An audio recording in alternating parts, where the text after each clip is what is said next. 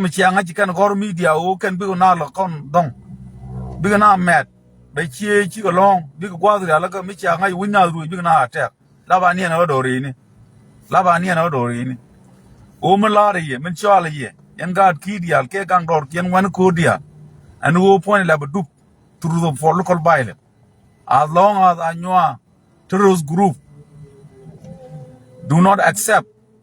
the peace agreement in Gambela region. Again, Kela Ladi, O Yan Pine Kun, Baile Yorke, a bird, again, they are using, or Bala long Baile. The may very important. Madodian Maladi, Yan God Kir, the culture of Nuer, Telecormula Terge, a Teleguk, which I accept Jiden, Mabana, Loud War, O Yan be a Jalo Corbatana, La Dubocona Wake Gook. Yen God Ki, to Yen Gum Boom Boom, the Yen will cool. O yen kona wiu kur thick ko jen gogun to nyam duar ya thiej wiu kur o chiang me ba jen ga ber angu gwi motam o yen twa go kun twa ga doda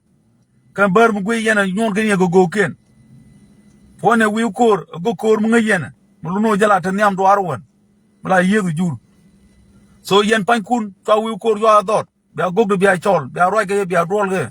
yen wan kur bay lar way nan de pit bene gamel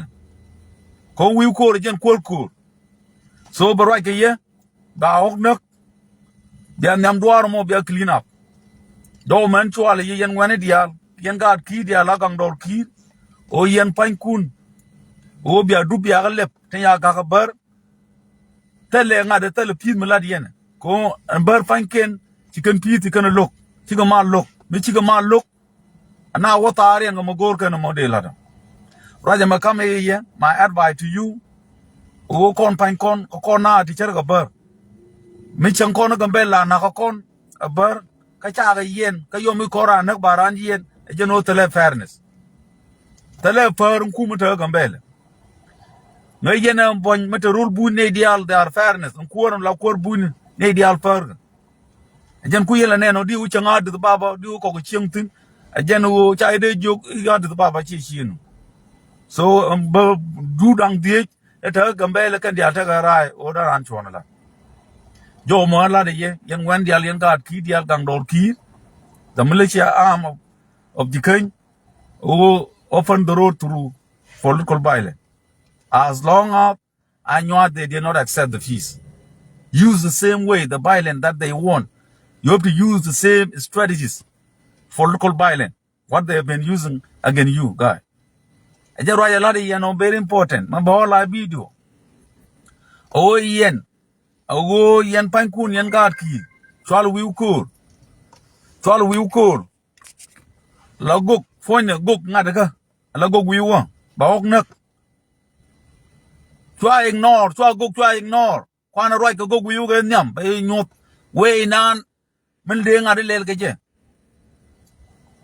Mane tiang kiang da bel tiang ja da bel chi do lu njok bang ko tel kor de nang bang tiang yen tiang panken mete kor una tinda ko ra ke wiu ko kane te nyam doar te ngai nyam doar mo ngai kane ke lu so ne me chwa ignore yene ideal yen ga ki ideal ben tin lu no tin ta gwa cha nyutin an wo chwa wiu kor ba ra ke wan ko jen go ku ba ok nak ba ye direct jo mo la de ye chua durjit kenyam tel me bia lat golo kanyen go wiwo control go wiwo chwa leje ba ok nak be ngany mele roda be ngay ja kampawa tel me de yen lat lu no nyam duar mo kanyen go wiwo chol kay nyam duar so we mean that be mo geriak ko jen blo de giek ya bay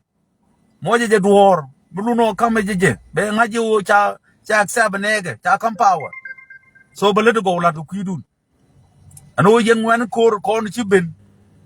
belu no me ra yen moy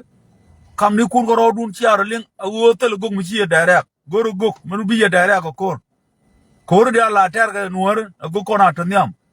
bana direct jen ku power la bon ano go wi wo chwale chwa ignore wi kor law point again mutnan antara kor mala luno men chunga gad ki manga kene go an wo ma balarie yen gang dor kir gan ma tiang dial ga gwong dial gan ma jo ga dwan yen dial men bial la let ken nyam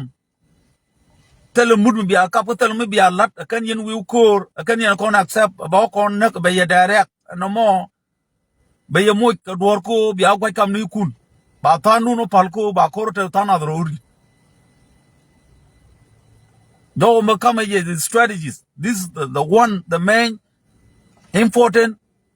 strategies in political violence so you need to follow this the strategies mu gor yen o point and wo bia ber lo ke melet kenne kwana wi ko le barage yen wan ko ba ya kambom bia ok nak ngayen yen ga jok kor 1994 ni me ci alwol ko tol medan me ci ay teji kon go ne kor yen ga jok 1994 remember yene de ko non kër yu te tar kor 1994 me nyen kono lo me ci alwol ko tol ci aban kam ok ci lol ko do no ci ngogor ci alwol ko teji medan o kon go ne kor lo kamla ne dak o kon pango ne kor watere robu ku ne rup te yekulu teji ne ke tik ko gor yenu ngu te wo pan kun mu gor yen kor la ngu gor yen mo ti ga jo gor ne kor la ko be ki ngu chelele ne lol ko an cha la la te wo tal yang gor ba ko ban jag ja ko jag an chu le la mo ne the same strategies tell kor mo de ter dum lol ko da dan chu le medan chu le direct ko cheng le ne wa ta tin tell yang e kanaran medan an chu le chu me la de chu le man la de ye wo yen pan kun wo yen wori tell kor mo de ter tell go mu kuna direct tire kelo mo be anga je be important wo wi kor mu kula gugdan kon ji kën kir ba kam power ba ong nok be ya direct kam na ne den lat ko bia dub dial bia lep ko bar fan ken ci go fel ko ken fan kien bi go mal no ko gambel ke ci boñ ci bi ñe bar ngulu gon fiido yen la ji woj fan kun lu no ca ba gang ne ye a boñ yen do bailen enta bar be lo yen the same bailen malat ka bar jen bia yudo mo gor ken kor bia yedo ke do ma come my advice to you modo dien ka jo do dien tele korm la ter ka tele kwa leader ko la ter te leader yangan matia ko nyaro kwa leader to ngwane to go to good good la roinu won biga ngwane be ken lead kel mo very important yanga gong a kana ga chen wow ka chen tan ka chen jan ko nyaro kwa leader to bna jal jogien cha ko ter ka bang ga wa e kana nuor no ko nuor met ter ko wona nyenga jeba e chi nga ga jal kel ji dwara jal kel bi ji dwara jal kel ka kwar ken jen ter la ter ga je strategy nuor ko ter ga je yen chi wow dial yen ngwane dial ba ru ko kwar ko to bi ye direct ya chongwa dun chen wow chen cha no chen jani no mu wi benagan ma jok no be aru ko kwar leader kun tuluno bi ko kor ponya bi kana direct ka kor mo yen onang mete gwa nang yen kotun ane to gwaden la chiengak ne to gwaden chiengak ne to gwaden la chiengak bat bia tom nga den ti char ko no logo ter kor a cheda manen te gan nymanen te gadwane la we yom wa ber ba ban pin ajan kor yer gon wori no mo wo gan ma tiang dal bi dal ke lu tu do li ken la gan ma tiang bi ga chereng dial bi dal la ga chereng ke leader ken ke bi ga gong dial lu tu do li ken dial bene to dal ka dup ken ka kwar ken ta ga gwade bi ga dwan dial bi chong ka kwar ken ni ka gwat ken yen chieng ak bi chong chiem bi chogo no ga gwang no chieng ngade no no alo chen yolo no mani chen lang bo no no ga lat ka dubun kon la lat ka kor nuor ko chieng ak la te ke nuor logo jego cha kor liom kel ti kor wo ke la baladi mala ko nuara ya ko nuar mata ko yom jok chagwa karode no bar ka wa o yen tara kor o chienga chungwa den ba kam loden mala loden be family jal kel so ba ngaj me chienga ke ko dag yo ya dang ke o ji ko dang ke ba ga bane o ken ajen we la tara kor no mo ko la tara ge no cha ko ter ke wa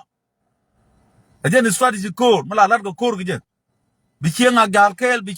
kel an man lang ye yen gad ki gan matiang ga gong rang gan ma jok ke ga dwan and go strategies you of the birth through political violence be a unity kuma bunye changwang talam belel ajen kele be a unity mission no mo ajen way nan be a use talam be yelo golo awo yen pankun yen wane dial and go be a right ke gogu yo ba right ke ye be a direct o kormulator ge kormulator be la dia tella kormudan atin mukaro na go we me wayar mange je ka we na la ta kon strategy la ta kon chienan kon war aje very important no mo so madadien o yan pan kun twa wrong decision kan o te ga jul right now te ga rit midit duai ngur ga toy a pin la kon chwan mu go den kor mu to ka ber yen gad kirial yen wan kor la gang do kir yen dial o yen pan kun twa wrong decision kan right now chwa mu go mu nan bia koro te tin ka pin te ga rit te ga duai first of all chia kwantar bi jak baroto first of all kwantar baroto bi nak be ko saru yen chia pek ti charu kun banga chi ngak ta go ma bi koro liam jok be koro ma bi yadak raj ma lenga je ba nyong ni luje ko ra ya fo ni o yen gad kidia o chwa wrong decision kan my advice to you and o chwa wrong decision kan bi koro ter go ma nan che kuji cha bobo ke jor ke finyedu atara mutin chodana my advice to you kan waja la ran kor ara mulu la ngene kor direct ngene di ngwana talam la ga lum ba la ko bar joro ya la ga ben ne ka so Sudan ke liu je ben ga lum bar jan kuna la ba na ga itam so mun ba la ri wrong decision use aboba ka pinyedu ke jor kora lip tama a pin kwan twak ko nuor la no go guje ti charga ka ba kwan ter nen ka jen bu kwan ter be yo lot korkel che kore kon pang me tar ge jen be istwadi be nyu use nyo korum bia ka po yo ya pin twak ko mbor panken lut ken o ya pin twak la dwalga ko ngi ke ba ga no long mortal ko ba to tin a pin kon ko lo a pin kod mo pin yo ko do go ya pin twak ba go kon gor yen be yen te right now la ba du bedi anjo kier ke lu kan ne ke itang wona ma kwa wona ga ngade kama keri anjo kier mo kri ber ben ke lu wona ya kada kwa lot ke lu chwa de ke lu atel tij mi ti chunga ko ber ngai kono chi ke jen mete ne to te ne de tin kuyi ber mo ke lu jo kier mi bia lel bia ka kuyi dang rew ko dub dang rew kuyer bene ti jall kuji menene bene ti jall kuyer mi ken te jall chwado kulu ko ken baganang tam o ba dwel te ko nyong ba lene ci bo malben mo penyo ko mbar ye ko ala ko gwam this is a long term war this is not a short term war this is a long term war o gor nu o chalar chanenga bo be ken lar tere bi jit nyok chala yere bi jit ken yere bi jit ken na Sudan ga yena Sudan ne gorun to kristo ko so ra intege ejara ite yerul buni ejente mo so mulugan fi no kana violent use the same way use political violence like what they want again you guy lele jeni no mana motor la to kwai ni o ken bi ken len ejen ko la gor no mo je o bi ken len o yen point la bu laba dup to butubeli jalake the reason laba dup ke tene kontu want to ga jot daran wodwal wal muluno Canada to bran liutam ko kan dup kana lep again very important thing o mal te ben bang bia bon ti yeng ka ber bon point mala ku me te bi yeng ber ko ka mal te bi yeng ga am boy point no ben ge ye le ni ne ko le ne di chere ga ber te la chap yen ba bailen youth te men yob ge a ber ko ber ti ga ber ke no ti ga nyal ke no so Sudan ba ye ban ka yar ga mal ke the same way biane kun tolbo na South Sudan ramete long me dey luok ba ye luok bo same thing like that mate yen ya access me dey yen lan mission mo o yen pan kun tele ku mo bel yen ko ber fan ken ke juku mo yen jen juku mo ay wo bay le youth kan yo de ne biya dup ya ga lep jen very important thing o dup ka jel bina jal business jal ay won te mo bom di to long mi ci dup lep through political violence wo point mi ko na ta matar ko buru be ka kan ka koba business jal ba ga mi dal to bina won ka bene dial te jod de dol wal ro kan big liu mara mi ci de liu bu wal dial ko na te dol wal to bu to ba ko bina nyur tet ken biya won ka ne me reng mi di fone ne me disaster ka yen wor ano yen pan kun ngay yen am bon charo wo ne ka itang kan ta ma te ga gambelen kan bar ka re gambele ne ne je jel ga muzuriya ka me ne re gambele kar fi ji na hukum gul te ne ka yen biya larbu biya ngad biya use through political violence an jogo jiye yene kon la kwar che ga lwaron ke ra me chere wangyang wo nur kon la folin ke li yu de me a me ken ja ladre yen lu yu ne dial ran ma de che ladre ko mba dial li yu ne man folin ken me ken ta ga ko ken tama ne fan ga goro de yenak ta ga gang kuma la lo ge ne ga jok ko jala re ra ga me ka jala ka ga sa sunan ko ya law cha yungun tal bakir mi adi ro ba mo ke jan sa re gambel video mo share very important thing a very important thing and me phone wo and phone and dup yagle through political violence manan and kwa use bar ko tal bonyo bi yedo ke bo yene wo e bar mo logo fi e bi bon yedo tal bonyo bi yedo yen bi yedo ko tal mo bonyale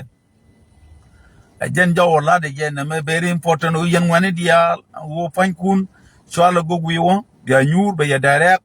luno bia kor kwan tong bi jidwar ka bene de ko na ngaje wo doro me jen me tie ge bia chu di yen ko kor luno metar yom jok tagwa bia me kuor bi cheren kana tien ko ta ga nyet ka mar ga ko kan ne tan yam dwar bi jal kel tien ngan cheren bi jal kel ko kan ne ko na ngai kan yam dwar bi jal kel bi te ka sai kel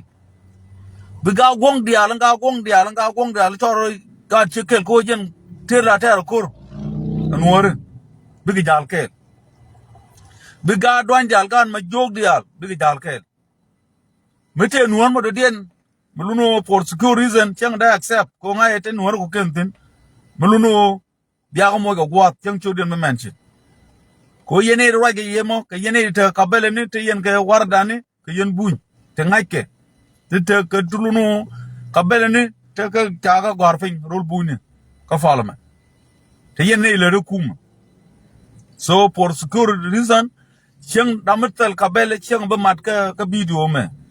ko runa welu ajen jaw kam yetel we be yelu ka je an wo yen do lo kon la te ka ngare do rini ta do rini kwanu kuni cha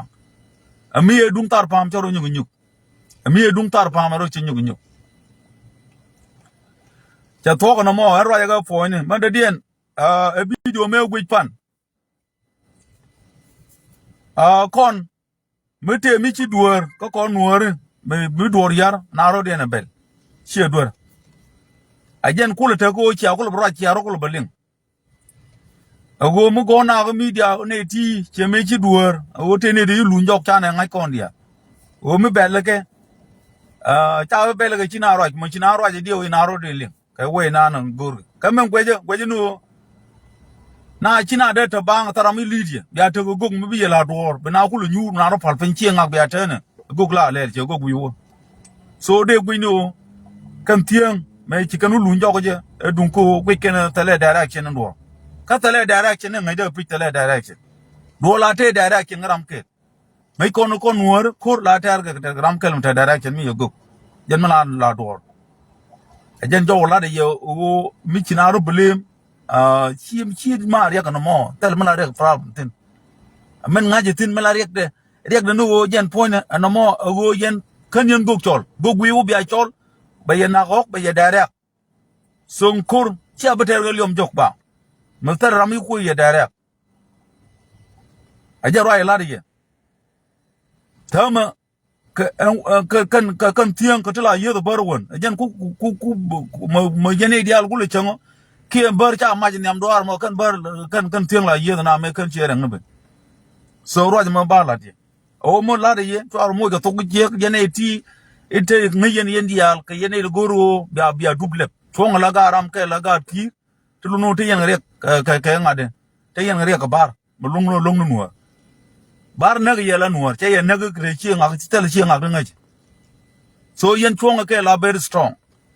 na mo yen chong kel che mo chong bar chi chong kel chi be na to dan tar kor kel ken cha de no nga to dan chung la bar the same way jen they are using political strategies the same political strategies cha use the bar chi boka tar kor kel la ga bar jen they are using jen bia lele way mono jen bia succeed titi de ga la dia awo en point ma la de men ko la de ga ma video de jak fan an charo je wo ba di unu wa ko jin jira mu chodo mention ka bele ne o ken special jin wudu chola ide go ku roj mala roj ka media jin jira ma di nyen ku chine ga dwan ko ne ko ken ti chen ga ro cha ka dwan jin go ku roj bai la do la wheeler na do bai lo ko la kwa jina la ti ga we mala kwa ji no re ga je so chi wala ete o chana banda kana da la din na la ke ne dial ga media o ne me che jo ne ka ta ya fix go nuor mi cha le dor chicken ja ajan la ga na ko ba la dor ne men me roja la da go kon tane kor mo to giek ite ne tini ajan pai na ba na tarfa ko ne de ko ne al wo to giek kiru jimani dal chi gen je lo na lo ne ma ta ga jan sa ya la ba me kan do ne ke ne de kon yon guru roja ke ne de kon on kul an tar ko kur roja ke roja 24/7 kan ko ne de jogo go chwa jet ne de to re do ka ne de kuna lo lo me de kan chen la wo no wo yin che ga dan ma nyu na to mu je ran chi nyug mi che no mo ba de lat jina de go ku ra jogo ji jin ma do de ni chi nyok la de nyok bele ne di che la de wo e krimer chalet special njo we la de ko ram la bel ni chi an ka ku duel ko wun mi chwal ga lo bompal la goro pero ro je ga lo bompal kon ne de kon la gad ki kon dia ja kan power o gone o pitch o pun bana da ko gut ko do we la da fa na jo mi je ko la die wo giram la do china da fa lo pal na no won la da ni chiang ga na yi chai lo ga ne de wan tin chu ja goro ga lo bompal mete ma la daga nuor chu ju wa ko da en wo ma la ga je cerami ga lo bompal ma la da je wo china bo re krima ta gat ba dab chen wur ma ya lat wo cha gat ba dab ba na no ba te mi jektin no mo jin go ku roi ko man te go bo ko jibo la go jinu mi go jira ma lu no mi la nuon mi dong do benial kai we la de la go jinu dong ba len la ti ge game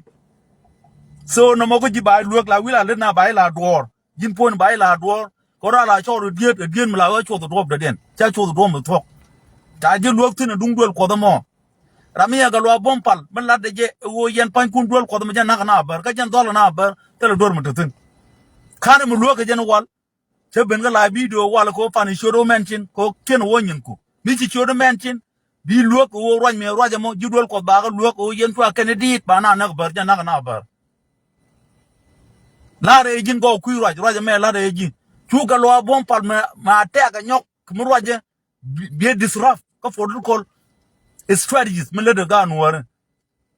tem ruwaina galwa bom palga lat che ka nakana tem wondla na jogo na metene che ka nakana yen ga kir jala ka garam kel ba la re pon yin go ku roi la gwaji na men jal ga ne dial bi gwaja na o mo lat ka bel ga na ne metene chen ni la doro mi galwa bom pal mel pele na yen wunu dol ko da mo twa krimen lat ba yen ga bar ko bar ci ben men to dan tal mala dortin so me de la die ci anga je bare cheitan mi kan mi tuok rol gambel rol nuor an wo pone de krimen kan chalet ajen cheitan tal cheitan den ajen cheitan ci anen an ba la jin go ku ro pan che men chin ju bele me da ke wunda na da e dial de tor fan lo na pone tu ngunu lo na ro ja ga dia awo betene dot ba na lo lok luno abu bar lo nga jo jiek kan kon wundin mila la ri rojina en pone ngi gang dor ki aram kel milatin 24/7 la de 24/7 kata ga de dia le do lian de gambela roi ga 24/7 tel mo kwaje mele ro ga lo an ma ba la video gom cha aram ya try obu ben la video cha par obu ben la video ba la video tenin ko an kon bien tel ara ga ke through community o yen ga kir ci lode te no ko ri ci ater ci chong la garam kel no mo ni ko ci alwang ambar ta mo point pan ambar point ci ngaji wo ngori chong ke ajen di de lo la ri na de go ku roi bi do mi la di la o cher ga lo bom pal ke chere ci choro mention o te na da o la arje wo te ching mi na da mi na jog o yene to bo ku ji mi ba no no da ga den kwang na chia nong no biana ba lok ajana kul duna la ko ngaje kan ko kabel ba toklat ko dor jiken me mara jiken chia rambo gwa tala ga jogo tala ga jak woni ken dialan ga dien buluno de gala dor chemen galwa bom pal roi agat jiken ajano galwa bom pal agat kelum bumbum atara me je ro de reidan borwa de wa gwede ko jen a professional ka for call strategies kamende lat meda do luok ko ba na luok jin go ku ro ko ci ben bo luok no ke we ci la de botel mi je la ga bi luok ngin guto la de ko ku duol ko mi galo bom por right bi galo bom par be ko please be careful cine no ko jina me jin go ku ro me ro chai kon luok me dan ni kon mi na me chago an duol ko de jan na ko no gambele ba tok ni lat ram la tok ki bu ko ge cheme tok ber ci ga bailen yu ka krimat pen fi kici na na ko 24 an kula dor mo la ro ana ci go fal ba na ka ya na ko 24 kwale di uni je ke chalat an je na ka ngado 24 na December 24 lo mede kan cha no jok for safety o ci krimat le to go fal an o ba na logunu jinsa ka jinsa ni go da bo tin ja da bo insurance ni mo na ko na te jisura lu ngaken te Quran mo ngaken o yene dial da pale to cheitan tel wi kor bi yana dol wi kor jala go korun bi nyot nyam duar wi kor tel tieng bel yang tieng ma kana dare ka wi kor kan ro geje ngude kan woter ma te tieng tuong tara ma bel tieng da wi dil no bana dare ya tieng nen bi jal na kelen kan ya tel ma la problem o gwe kene o kor aliom jok mo kwa ko lode kor ma kare al ma tel strategies dana jale tel rama bel tieng tel bel ke an tieng mo gwe kene ne wan gwe kene mo kan wi kor ko ngo ko jaram nan kul niam doar kor wa ter unet metel wi kor mi la gog dun man kul let ko niam doar mi yen niam doar mi yan niam doar ge ngayen so jaro ya la de yen mo cha tok tin jin go ku roi an o jin mete malat ke nuor o ba nuor luok ngaje jin dien di roi ga nuor ban mi chu chu do mi je gwe ne te mi gwe ne ji kon tie mor o yo mi ga lo bompal roi di roi de wo gwet ga lo bompal agat kir mi cheji chu roi ga lo bompal chu yo gwet ti to roi mo ajen do bene lare o ga lo bompal mi roi jo go dol yen chu wo dol ko ichwa wo dol ko to ka mu ko dolong bebar ajen chang na je ga je ko ga wan ko ri ni ken bar ko na ri ni ken ti bo pal ga na ko bi na dil gang do me toktin antal ne dia da la nu o point o chia ga dan me ra da twa ja long me ra ja tin long o chia ga dan me dang na tong mi je ran to je nyu yu nyu ajana na ka na tar fa ajana na ka na tar fa ko ya tong mi je ya yu ti ne dia li je na tong mi je na mo cha to man do dia ne nyok man bo long ye nyok ye ne dia ta ka america ka canada ka australia wan ni kon dia ka western world kon ga gir especially de la yen ga dwan de we telecom tele yudu doy kon la kon lu no lo kon na ga je ko kon ba no je ban yudu doy yen je australia baro mo kene do ga yo ji kene baro mo ne do ga yo je america ngwa baro mo ne di yo charam kel lu no group cha kuret o nyir kon dia ko jo go tet ne yen dia lo ko yo o ga mu ku yen o yen group kuret ma gor go ba ne kon lo de larie o ne kon dia la ta tar fam tele mi cham ga ken min cham ken ta na boy ke chi ma no kon ne de kon mo ga na ne de kon mo tong mi ja da boy ka ken chi ma no kon ga ja ke gan ma tiang ke rang la na ran ke ga gong ke buin kon buin kir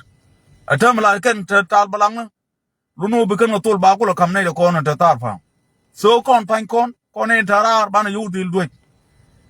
ko kan bitadin tok tam ta na boy ga ne de kon nyurun tam right now ne de mit ken tam ka chi ma no kon ka chi ma no kon de ga ja to kon kul de nyam do to lon te ga chieng no mit ga kon tam right now man cham ga je ga de la ye o yan pan kun o kon bana ta da lor ko ne tarar ko ngi yeno bar tini ma ter gan kor ne ken tara de jogo o kon te website me kuret bi chi je o kon bana do yunu bana to o china dol china rolling taram ba belim faru fit telekon me ter telego ko taram ko direct so ko ter lom jok ta ma cheme na rolling an wo ma at ba nyok wo telekon ya ter go am nanan atepin rit tepin ye joy go na bia secure bia lem nu dup abole what the wona dokier mo kan bar ko wotin so the take india kayen biaro mo garo maini committee bel ngamaga bina ni tong biar mo yoro maini bia detin to dub dal be bar ngaj mo jaga 2 week wona 2 week 3 week bia chamtin yan wane ko biaro jal be tanu no rawo gambele mai ke bigbe and all after am use wrong strategies a bigi and we ko tera bobare dot bona bobare rek bunyo rek kuma muluno bayenong dwer this time aluno kwan men bialel kwan lem nu dubke niam strategy the more kor mo water bater go mai e pin ko ya pin twat ajen jo de la mayat bai na ko la de yetel mi di la long bo kana la de ye wo kon pan kon mi te mi duor banano dil blame so men ngaje men kun aro blame wo ko tere liom jok tele taramu ko direct so right now no ngo gwiu bok nak be direct ba dor latkel dor gwi lingro dor be nyur kel ino kan tie man kon an tieng pon en chereng ko tagal le chin ti mar ka ne kon tiek be dal ken kan ga gong kan dang dok dal be dal ken be ga dwan la gan ma jog dal be dal ken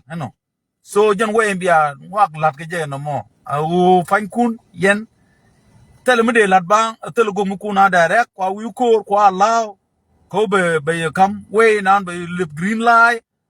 ko be jog do mo ba go ater be je ka be log bo yen twa ko ru ater go am nan kan onu ku be la die ajen jaw de la die na mo ajen jaw de la die ba tok tin man da den jene ya tok tin ngat ki ko mana nguor tong na bantu mana nguor gre lo ko na nguor unit ajen nguor ke ajen wi ajen kun na lo wi na bantu ko na bar kwam mando den alari gad borcha ko kor fa yenate o kor na ne pa yenate ka wat ko kor mi jiek ajen wi yeno chin won wan di fa fetin ko we ja ter ge ja ter lawo ko reng macha nuluno on kor mo gay winyap ko reng ma char ngo ro ti jin tel kor mo de ter chawna ko kon ngai kon te kon re problem kama da dien kane kon ta wat kalo kan lo ya kurtu ne na da ko dra la da roj mi giek maluno goro da lo ro na karo ko chelar jogo lo yan ka bal nan chale o ko da kon mar o me de lariye please raja kayye o le ngaro kam ni kun la lo la ga chekel son ko ter yene cha to ko giek ko cha to iye kor reng ma char kana tal fakir kay yen chiaro dok ne ti charol mar tal fakir ne ngok dang ran tal fakir mi adi so ngwe nyen kor mo be yenak gwe ta de gwa kor mo te ga different ka jinasar go kor ta ga jinasar ter kana la jinasar me ter ga tielen ga kan ga dwan dial ter kana lawo changna ye ga ja ta ter ko reng ma cha chang me ana la ne ko kuma alo na nuwar ta ma mi cha kor ku de le la yen yana la ro te ne ko reng ma cha ano te regime chien kor mi giya ayala ra kel ko be jeno la video right now man la yen ga lo ko dalte yen kor mi din mi be la ri yetir pan ga yan che jo ne bare ne ale atara mi che je ka ngade ka gwa to dan chi ran ale benefit ta yo ko wa an che wa ngo ma se ji ja kama lo ka ne ye ga mi to dan to la ko media ni yen chi yen dia chi yen je ko to ma do de na la de ye yene ko na to war la lo nu ma ro la kel ti yen ko lo kor mi di dan ben ko chi ala ne ka to gun ago kon ne reng ma cha te ne ko reng ma cha cha to ka jega ku ma charo ala ga ala bu kan yen ne kor mi di dan ben ta me de ala ga boton be ben de ka da bab na ga dia la ri yedu ta me jab ni malaysia am chere ala ga ala malaysia jab cha mo je de ka me bayama an jab fo ne be bere dun ta me jabar ti bana banak mai chwale ngada laushir ko laushir pone group mu ta sa Sudan cheri alaka pone laushir cheri alaka an pone tal fakir me kan bar pankwen te boko pinchala bi ya tek ba ko ba tek ala re yelo nu te yen kor mu dungi oh please raja kam ni kun ta mo gweje runo ne ne ye gorian kor kam ni kun goro so kuma wero mat ka tan lo yene ko ken to biaban sarba ni rul buni kan ta mate ga jene pai kok jene to pai yo buk ka jene ge ga to Sudan ge ri jang bigi yo bogolong ka wor to de wo che ra ya la die wo yo no to de wo be yen buk la ba nien kwam dien do ma la de yi a wo kor na ni chia to ka la wo yene ge yene reng ma cha lu no ti nyen yen talfa ka yen pan kun yen lo char da kam ni kun goro ne ti ne talpa ne ti ga ne reng ma cha goro raj mo tok beje ajen ga wida kon war dia lar ne yenti yen kor te de mi dino bo bor da baba ne ke de mi bo pin chal de bar law shere na me atam bo lo jogo nyok biga ko bo yon ma ke ne jab ba ko bo daga ke jen jogo la de yen mo yen ga por che ti yen kor mi di dan be bor da baba ne de tin kare ne lang fai ko biga yobuk kor mi bi giyo ko long o yen wane dia real ro dunu ka luno rama mai real ga de ga kor jam tin ne ye do yen de chwa de do ba kor mi di long wazin ke new year man tam rana kor bi giyo ko long du dun bi ban doara gambel jero ay la de ye jene gunye medan wuni yena a wuni kon de ne tere kor o chun kon ko ne ti changan kon je ko anjang pon changan wori je junub Sudan do mo jaro la de ye yen ge dej mo bobor kada baba ni la ni ye cheme la ye fan ye te yen ge dej mo boko jaba mo luno Malaysia mo jaba de ge ye te yen ge dej mo boko ka ngade mo bid lu ne ngade de jaba kene de ngade kene de ja penchala mi ko luno ko o yen ji ko de yen ko kana bala dia to ba to fen no ba jien tal gwam di ruwa tin long rebio mo lo jitin o yen wane dial gad ki dial gan matiang rang ga gong kan ma jo la ga dwan o laba dup through full call by len me yo ke ba a waitek ko mi dial te korgang a wona nuar zun wona matar bu ko tok tel mem tel wal kan dial bu ko tok na nyur tetken mande lariye anyok yen wene dial tin botar pam te tekel go buñ to duñ buña ran ci gat ran ci kan ko buñ to ja ko ter ye ke buñ to yen wene dial luno bon changa jen bon le te gitan luno ke woni na wan to ran duñ buñi kan ko yen ni gang yen buñi chap bon te ter wo tin na me bon lo ga ni ye o kor pa te tar pam ngi yen o ci ko ter ye ke so go bia Texas mu go bia ta la mi go jan ba ye oro kumunan ta adu baba ko ga tajier kan ba ga tik ne la tajier ta ga mar mu go buñ kon la tajier me do kel ka jala ke chemo kan buñ kon da tar pam kan ya mo ga bel bi te den ron kan ko la cham kan buñ kir so kon tel ko re ko mi chola bon please my advice to you telecom problem we have no problem with Abish. The only problem is Anua terrorist group lao shira da and wo kan burn tam rana ka ke na nga bob yemin yen nga ruden che wo dim ko korbit jen do wala de ye o yen pangu yen ka ki atam na monde ina wo tam yen joga je dubu ke leb please we are jokier ke liu kwanya tong mulunu wana tar gambel so cho wore gambel ga mai and wo open code my advice to you after am wa bob out take read ka bob point reng mulunu to kumutin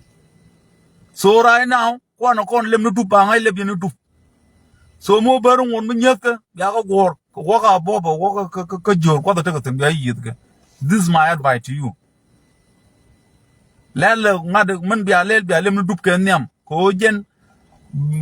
turbele jalo bi nin dial bi let bene te jwa ba nan jen gwa bi jawdo toktin enono